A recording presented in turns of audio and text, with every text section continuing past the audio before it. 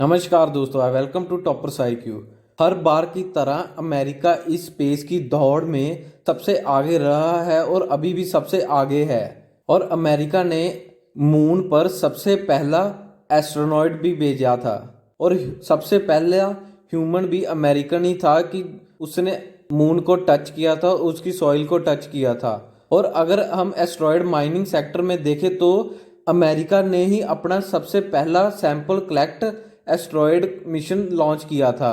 तो रिसेंटली अभी न्यूज़ आई है कि नासा ने नोकिया कंपनी को सिलेक्ट किया है कि वह एक डिवाइस बिल्ड करें और नेटवर्क बिल्ड करेंगी 4G LTE मोबाइल नेटवर्क, जिससे वह चंद्रमा पर अपनी इंटरनेट कनेक्टिविटी इंक्रीज करे और साथ इस्टेब्लिश कर सकें। जानी कि अमेरिका चाहता है कि वह मून पर अपना इंटरनेट सेटअप कर सके और साथ ही अपनी डोमिनेंस इंक्रीज कर सकते, क्योंकि अगर हम करंट सिनारियो देखें तो अभी मून पर कोई इतना डिफिकल्ट मिशन नहीं हैगा कि कोई भी कंट्री उसे लॉन्च कर सकता है। जैसे अगर हम पाकिस्तान की बात करें तो वह भी मून पर अपना मिशन लॉन्च कर सकता है।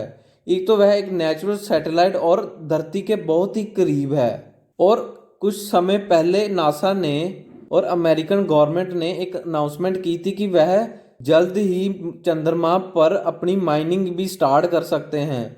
और अगर जो सबसे पहले वहां पर माइनिंग करेगा कि उस तकरीबन चंद्रमा ही उसका होगा और वह वहां पर माइनिंग करके इंडिया धरती पर लाकर उसे सेल भी कर सकता है, जो वहां पर मिनरल्स भी पाए जाएंगे। सो आज हम इस लेक्चर को कवर करेंगे।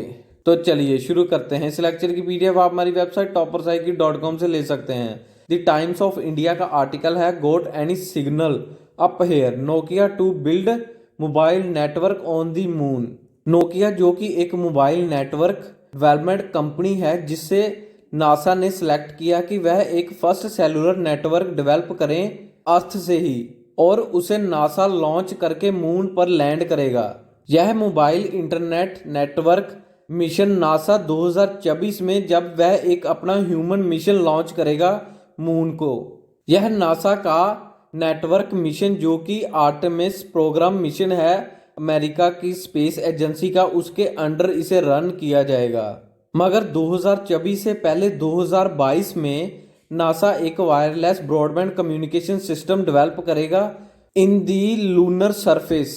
तो नासा का सेलुलर नेटवर्क मून मिशन क्या है? नासा ने कहा कि वह एक नेटवर्क सेटअप करेगा ऑन दी मून, जो कि होगा 4G LTE कम्युनिकेशन सिस्टम।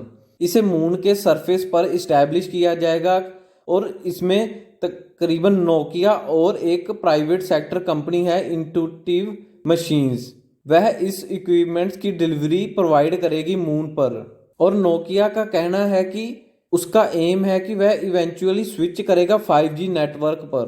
मगर नासा को ऐसे नेटवर्क की क्यों ज़रूरत है और वह मून पर ऐसा इंटरनेट और 4G नेटवर्क क्यों इस्टेब्लिश करना चाहता है? मगर नासा ने कहा कि वह एक ऐसा नेटवर्क और इंटरनेट प्रोवाइड करेगा मून पर कि जब हम अपने एस्ट्रोनॉट्स सेंड करेंगे मून पर, उनके साथ अगर हम डायरेक्ट वॉइस और वीडियो कॉन्फ्रेंस करेंगे तो उससे हमें काफ़ी मदद मिलेगी कि वह अपना बायोमेट्रिक डेटा एक्सचेंज करेंगे और साथ ही टेलीमेट्री एंड कम्युनिकेशन कैपेबिलिटीज भी होंगी। और इस नेटवर्क के साथ लूनर रोवर और अदर रोबोटिक डिवाइसेस होंगे, उन्हें भी कंट्रोल करना आसान होगा। मगर नोकिया के लिए ऐसा 4G नेटवर्क डिज़ाइन करना इतना आसान नहीं होगा, क्योंकि उसके सामने कई कंडीशंस होंगी कि अगर नासा ऐसा जब मिशन लॉन्च करेगा तो उसे लूनर लैंडिंग की एक प्लेस सेलेक्ट करनी पड़ेगी कि वह वहाँ पर उसे लैंड कर पाए, और साथ ही जो सैटेलाइट जो नेटवर्क होगा उसका साइज, वेट और पावर कैपेसिटी है, उसे भी मेंटेन करना एक बहुत बड़ी चुनौती है नोकिया के लिए। और साथ ही वह जो उसका पेलोड होगा उसे भी कैसे वह कंटेन कर पाएगा। पर मगर मून पर इंटरनेट प्रोवाइड करना क्या इतना इजी है इस समय? मगर अगर हम करंट सिनारियो देखें तो मून एक अर्थ की नेचुरल सैटेलाइट है कि जो तकरीबन अर्थ की जो ग्रेविटेशन फोर्स है वहाँ आसपास ही रहती है, रोटेट करती रहती है मून। और तकरीबन दुनिया में सभी कंट्रीज ने अपनी इंटरनेट सैटेलाइट लॉन्च कर दी हैं।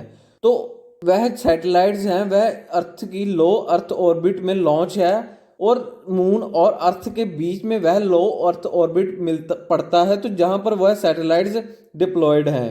तो अगर नासा यह मिशन लॉन्च करता है तो वह डायरेक्टली अपना नेटवर्क मून पर सेंड करेगा और उससे जो 4G नेटवर्क है वह इंटरनेट सैटेलाइट से कनेक्ट करके, और जो इंटरनेट सैटेलाइट्स हैं वह धरती पर डायरेक्टली डेटा सेंड करेगी। इससे जो 4G नेटवर्क और इंटरनेट की कनेक्टिविटी है डायरेक्टली मून से कनेक्ट होगी और नासा इजीली अपना डेटा चाहे कुछ सेकंड्स और कुछ मिनटों में सेंड कर पाएगा, और साथ ही वह लाइव स्ट्रीमिंग और लाइव कम्युनिकेशन भी कर सकता है। मगर अमेरिका ने एक और ये बहुत बड़ी डेवलपमेंट की है इन दी स्पेस सेक्टर, और इस मिशन के बाद अमेरिका पहला देश होगा कि वह स्पेस के बाहर एक इंटरनेट कनेक्टिविटी प्रोवाइड करेगा, और वो भी अर्थ की नेचुरल सैटेलाइट मून पर। सो फॉर द टाइमिंग ये है, एंड इस वीडियो का चैनल को सब्सक्राइब और लाइक करना मत भूलिएगा। धन्यवाद।